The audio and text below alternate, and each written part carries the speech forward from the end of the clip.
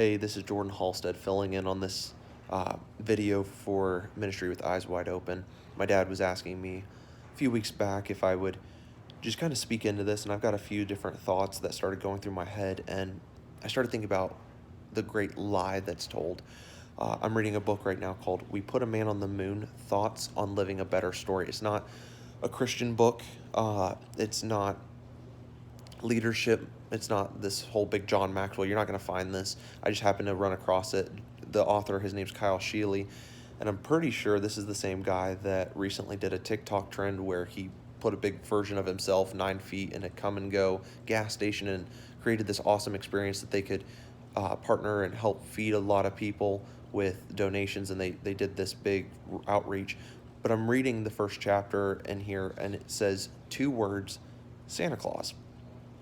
Santa Claus is not only the biggest and most successful lie ever told to children, it's also the most confusing. He goes in and talks about how this lie, once it's figured out, it breaks and shatters kids' trust. It creates problems. They cry because their whole childhood is a lie now. And I agree to some of the points he makes here, and I disagree with others, as we do. But he talks about it being the biggest lie, and I think that is wrong. I think in reality, the biggest lie that's ever been told is you're not loved. When the enemy comes in and says, you're not wanted, nobody cares for you, those are lies. And it's our job as Christians, and even as pastors, as we are called into ministry, to go and speak against that lie, to show love. Jesus Christ came to the earth, and we know, as pastors, we know this story. Jesus came, he lived, he died, and was resurrected 3 days later, and taking away sin and cutting the curtain in half, allowing direct communication with God. And I started thinking about this. What if we got rid of that lie? What if, as Christians, we started to really focus on not allowing that lie to be a part of it? I was listening to a TikToker who said that she had heard personally people who claimed Christianity who cursed out a pastor and ran him off from the grounds of this church. What if we stopped lying to ourselves? What if we create a culture of truth and of love and of a healing nature around us? You're going to face a lot of uphill battles.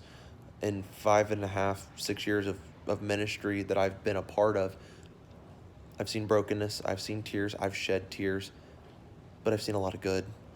I've seen a lot of lives being changed. I've seen people get baptized. I've seen people accept Jesus Christ as their Lord and Savior.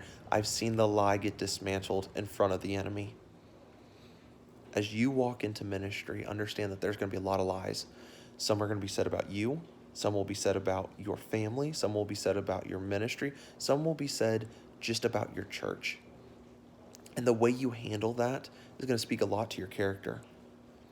And a lot of it is going to speak to who you are with Jesus Christ. We need to speak out against the lie. And as you go into ministry, it's going to be scary. There's going to be a lot of times where you're like, this is a first for me. And it's going to speak to your character as to who you are. And I just want you to know, it's okay to be scared. It's okay to make a few phone calls and asking some pastors and people who you know will speak into your life. But don't back down from facing against a lie.